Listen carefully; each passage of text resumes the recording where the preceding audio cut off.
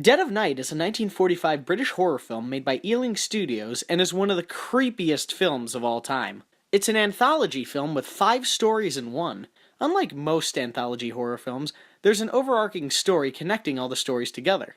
An architect is called down to start work on an old British farmhouse. When he arrives, he has a case of déjà vu. He explains to the inhabitants of the house that he has a recurring dream of coming down to this very farmhouse and meeting everyone. Intrigued by this, the guests start to share their own stories of strange occurrences that have happened to them in the past. The first story is about a man who suffers a terrible accident after an automobile race. He has a nightmare of a hearse driver calling out to him, "Just room for one inside, sir." And that's about it. This is the shortest story and easily the weakest. However, it's a nice way to get the ball rolling to allude to what you're expected to see. The second story is about a girl who plays hide-and-seek at a Christmas party in a giant mansion. While hiding in the attic, she comes across a lonely little boy whom she's never met before. This story is creepy because of the mystery. We know something's up, and we're dying to find out what happens in the end. The third story is about a woman who purchases an antique mirror for her husband. When he looks into the mirror, he sees himself in a different room. The wife thinks nothing of it at first, but soon he starts to act out towards her. This one is definitely more like a traditional horror film.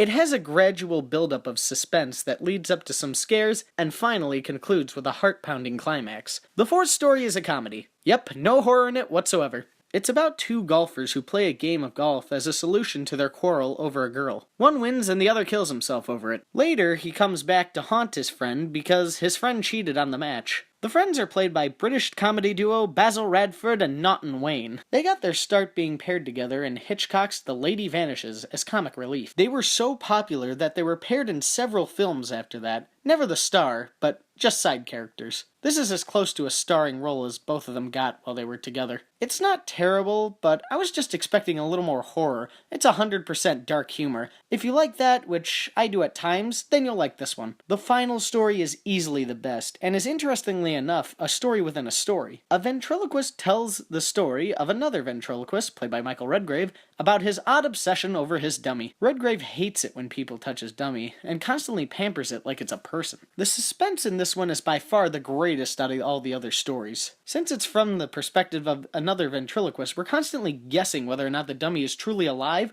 or if it's all in Redgrave's head. The payoff is fantastic, and I'm not going to spoil it here, but the payoff for the overarching story is satisfying too. The haunting cinematography in this movie gives it its creepy style. The way it pans from character to character makes me think of a ghost floating across a haunted corridor. Michael Redgrave gives what I find to be his finest performance. He's a disturbed figure who's always looking sickly whenever you see him. That's another thing, Redgrave always looks like he's in good shape and like a gentleman in all his roles. Here, he looks like he hasn't eaten in weeks, and he's barely grasping onto life. Hey, I just noticed something. Basil Redford, Naunton, and Michael Redgrave all got their breakthrough roles in The Lady Vanishes, with Redgrave being one of the leads. The greatest part of this movie is the fact that you have more than one story to choose from. Don't like one? Don't worry, there's another one coming up I'm sure you'll like. Many people might see this as unbalanced depending on how many stories you like, but there's no denying the craftsmanship and the eerie quality of the final story. Think of the previous 4 stories as appetizers to the main course. This is a must-see for horror fans, especially for the last story. It's a very interesting and fascinating horror film.